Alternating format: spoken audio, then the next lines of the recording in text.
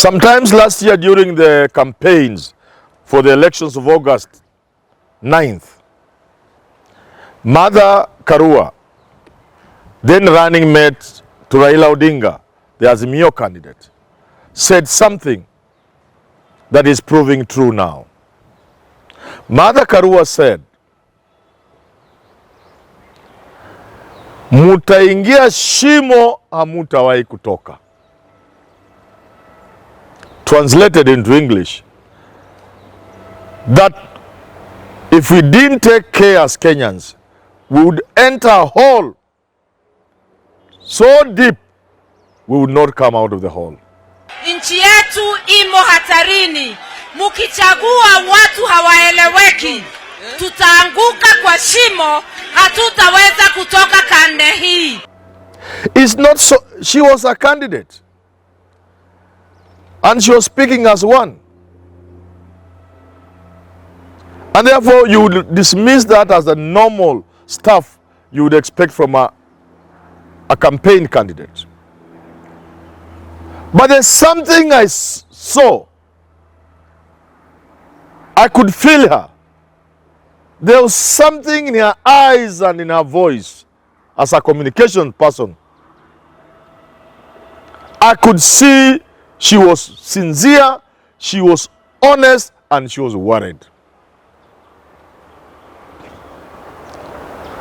These clips are doing rounds. A clip of Mother Karua saying, Hakim tutaingia shimo, hatutatoka ndani. Another clip that has been doing the rounds. Uhuru Kenyatta speaking in Gikuyu. Gaima haki mutapotea. Kwira ma iwe mayagai morete na muthenya omwe ni mukamenya ni morete mbere ya Ngai muthenya omwe ni mukamenya ni morete ndakuhenio. Again, like Mother Karua, Uhuru Muigai, I could detect not just seriousness, not just honesty, not just concern. I could see the pain. These people seem to know things we didn't know. Today, the fuel prices, petrol up by 16, diesel 21 up. Diesel, which if you touch practically everything else. When pump prices for diesel went up by a mere 1 or 2 shillings, 3 shillings, matatu fares went up. One can only imagine today what's going to happen with a 21 shilling increase per liter. One can just imagine.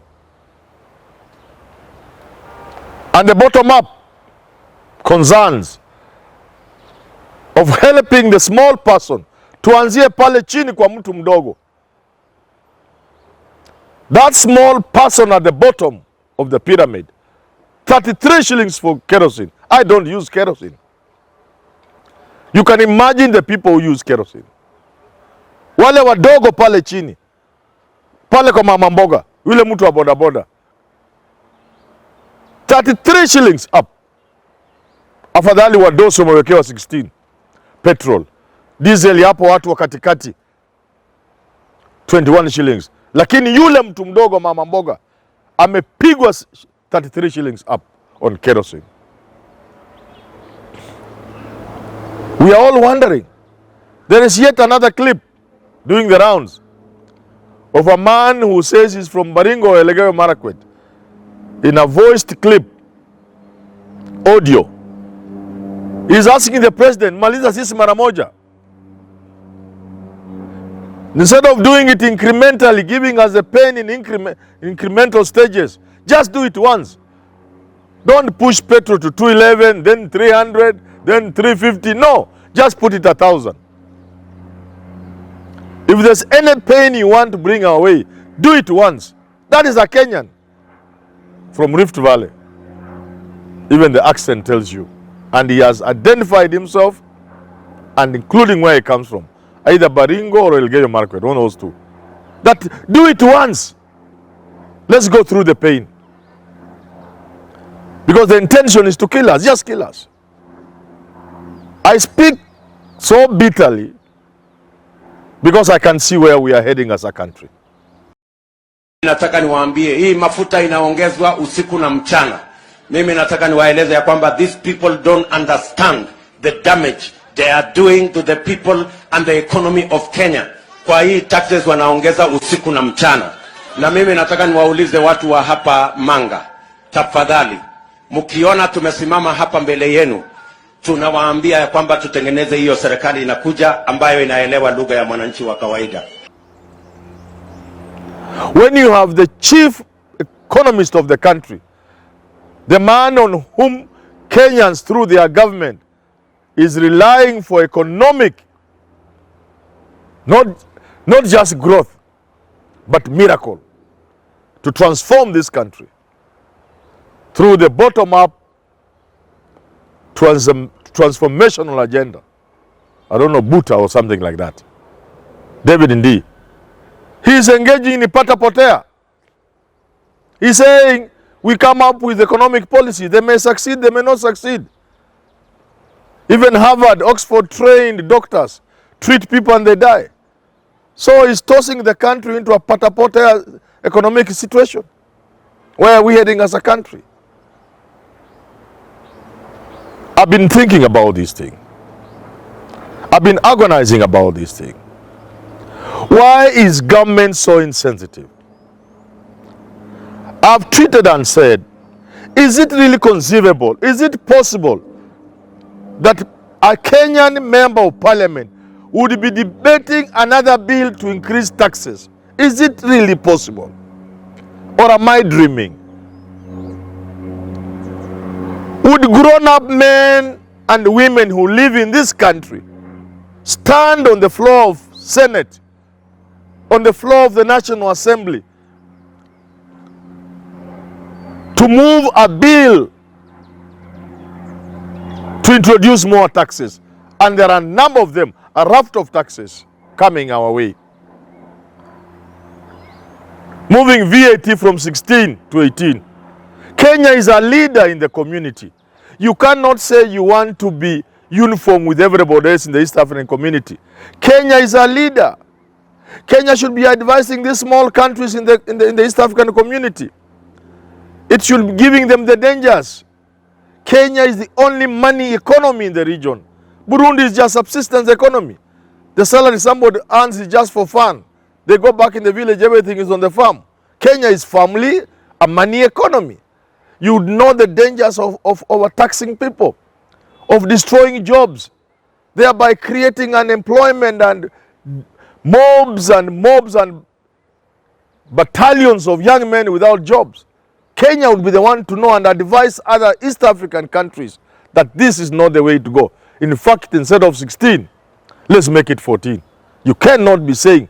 And when the time was there for you as Kenyans to be at par with the other East African countries in terms of taxing mitumba, you refused.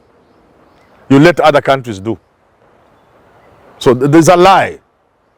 It's a thirst for money. I'll come to this thirst for money later. But I want to find out, why do you think government is doing this? There are two reasons. Reason number one, when people get into power, they become blind. That's the only way you can explain what's going on. The leadership is blind, totally. My apologies to our unsighted Kenyans. They are not seeing. It's normal. And the Greeks told us, when the gods want to destroy you, they first make you mad. Our government is gone mad. A government that is doing what is happening can only be a government that is possessed by demons. You cannot milk your cow to death until blood comes from the whatever. Unless you are mad. When governments collapse, when people spill in the streets, when revolutions happen, when those bad things are happening in West Africa, you only need to look at why they happened and you say, is it possible those in leadership who are not seeing this? There is a president has appointed his wife, his son, recently is another one. You know, all these excesses from governments invite trouble for any country. So you can only be doing this because leadership has made you mad. Hubris, impunity. And Charlie Pride told us in a song, pride comes before us a fall. If you listen to some ministers speak, the hubris, the arrogance, the pride, the swagger, pride comes before a fall. When you listen to head of the economic whatever it's called, David Ndii, the arrogance, they don't care, the words he throws around that suffering Kenyans. The second reason why this thing is happening, a normal brain can say it is not possible. That Kenyans suffering this taxation, there are bills on the way, some are already in parliament are here, to increase taxes and levies to people who are already down. There must be something wrong. So that's the first reason. That when you get power, it gets to your head. It creates impunity. You become mad. The other reason is IMF. The chicken are home to roost. While addressing or talking to, whatever language you want to use, to a committee of parliament, the minister in charge of energy, and I hope I get that clip to play it for you, Davis Chirichiri, he said the prices of petrol will go up, will continue going up. Ndii had already told us, prepare for 10 shillings almost every month increase on every 14th. IPRA, and I don't know what IPRA does. If what IPRA is doing is clerical, it's just clerical. It's a formality. Why are they there drawing those allowances? There's nothing they are doing. What IPRA is doing, if they cannot bring anything to bear, any thinking, any reasoning, it can be done by a clerk, one clerk. Why are they draining our money? Why do we need that parastatal? Somebody says IPRA. Well, it is nothing they are doing. They are not bringing any thinking to the issue. And there's nothing much you can do about. There's been some 3.6 million barrels cut on daily basis, about 4%, 3.6 to 4%. And it's just unfortunate that we don't have our own product as a country. What they are doing is clerical. If they are saying it comes at so much, lands at so much, and therefore the price will be this. If crude oil comes, the prices go up, landed in Mombasa, it is so much, and therefore the cost will be. Is that what you can create a parastatal to do? To calculate. Kama mafuta imefika Mombasa na 130, tukiongeza hii na hii inafika 210. Do you need a parastatal with the people drawing allowances? So now what I'm saying is, Chirichiri tells us that subsidies are what brought the prices down during Uhuru's time. And they can do subsidies to bring the fuel down. But then he lets the cat out of the bag. Chirichiri says, but IMF cannot allow us. Now look, as a country, Kenyans will suffer to death because somebody called IMF is dictating to the country. World Bank. Who is IMF to us? Show me one prescription from IMF from the 1980s, early 80s, when they came up with subs. Structural adjustment program. Show me one country that has walked out of poverty because of IMF. And here we are being told, yes, we cannot have certain things that can save Kenyans, like subsidies, because IMF has said. People were hiding. Chirichiri exposed it. I think he didn't know what it was unintentional. Now we know, but we already knew. We know it publicly, confirmed. Finally, I have to say this, and I've said it repeatedly. All these schemes, including housing scheme, are for people to make billions. Because I do not understand how government needs money for housing. Government provides land, and the land is there free. We are going to be buying land so that people can make billions, and yet the same government is renewing leases to people who don't even deserve, who are not even there, who don't even want their leases renewed, have even died and gone to UK and wherever they are. We are giving other people leases in deals to make billions. And then the same government is going to buy land for housing. There is sufficient land, and that's all government can do. Why are you taxing Kenyans for land? So all these taxes, most of these levies, are to turn hither to paupers. Ntimama once said, people who put on suits looking like pajamas or like they had slept in those suits were then at some point putting on designer suits. We have all seen people who only a few years looked miserable are now putting on biryani, designer shirts, designer shoes, suits costing more than $1 million and amazing billions. I have this to tell you. You are courting disaster for your country and for yourself. Other people have said it. Obama said it here. Uhuru has said it when he was president. Let's not think people are stupid. We are inviting disaster. I have told Kenyan thieves who steal public money, please muibe na adabu, muibe kidogo. Nimewaambia, kama unapenda mahali unaishi Karen, kama unapenda Lavington unaishi Runda, Muthaiga, ukiwa Muthaiga angalia ng'ambo, hapo tu kuna Mathare. Ukiwa Lavington angalia hapo kuna Kawangware.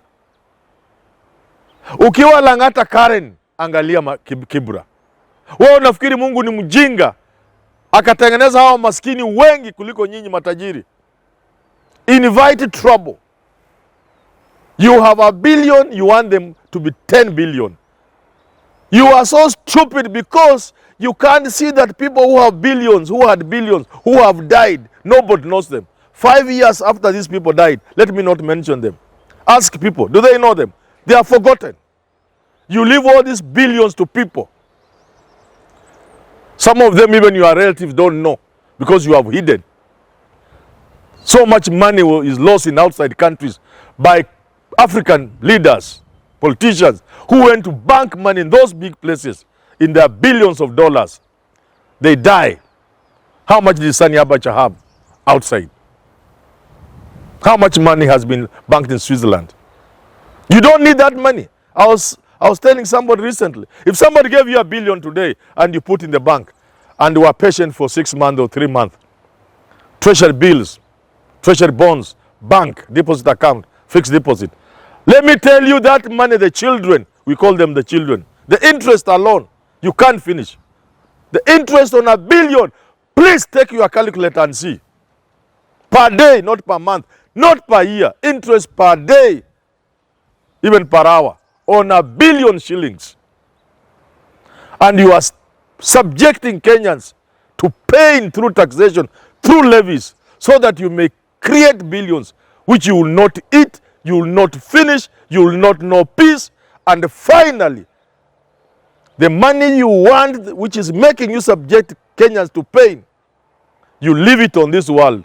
You'll go down empty-handed. You leave people enjoying that money. You leave people fighting over that money. You can only be a fool, a stupid person to subject the whole country to pain and misery, so that in the process you may get billions of shillings, which you don't even need.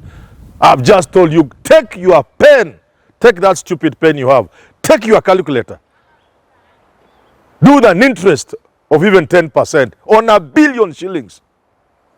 See if you can finish the interest. See how much interest $1 billion will earn for you per day. See if it's not in millions of shillings. And look at how stupid you are as you steal from poor Kenyans so that you may have 8 billions, 10 billion. Bure wewe kabisa.